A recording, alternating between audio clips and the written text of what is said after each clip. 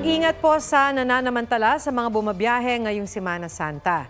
Ilang pasahero ang nabiktima ng mga scammer na naniningil ng travel insurance. May report si Tina Panganiban Perez. Mabilis ang usad ng pila sa ticketing booth sa Batangas Port.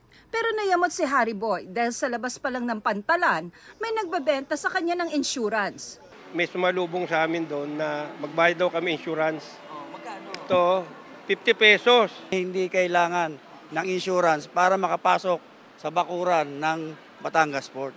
Sa Manila North Port, may mag-ina ring na biktima ng nag-alok ng 500 peso travel insurance. Itong travel insurance ay kasama na po sa ticket po na inyong binili. May mga pasahero namang ilang gabi nang sa Batangas Port natutulog para humabol sa pagbili ng ticket.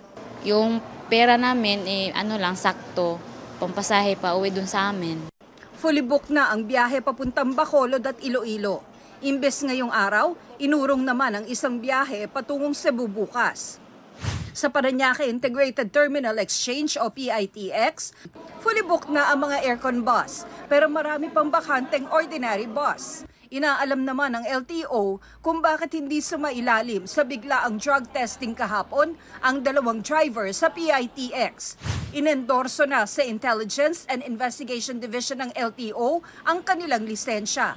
Kinuha yung lisensya nila, nakalista sila, tapos nung tinatawag na, hindi na sila nagpakita. Marami ring pasaherong naka-face mask dahil sa mga naitalang kaso ng pertussis o whooping cough. Sa Davao City Overland Transport Terminal, daragdagan ang mga bus. Mula 50,000, inaasahang aabot sa mahigit 70,000 ang peak ng mga pasahero kada araw. Tina Panganiban Perez, nagbabalita para sa GMA Integrated News.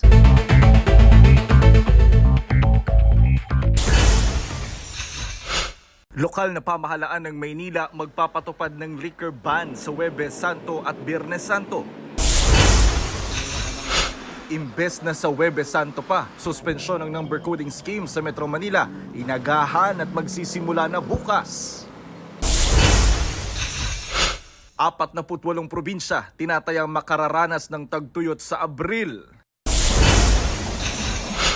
Epekto ng El Nino mararamdaman pa hanggang Agosto ayon sa DOST. Mga OFW sa Kuwait na gustong mag-avail ng amnesty program ng Kuwaiti government, tutulungan ng Department of Migrant Workers. Jonathan Andal nagbabalita para sa GMA Integrated News.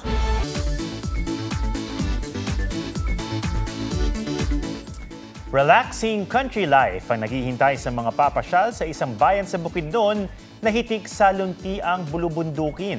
Tara sa home of the country's finest cowboys. May report si Ian Cruz.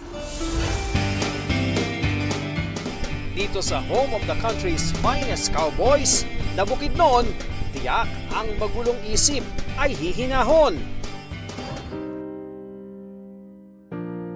Sa payapang paligid, masusulit ang picnic kasama ang pamilya at kaibigan. Siyempre, pinagmamalaki nila magliwaliw sakay ng kabayo.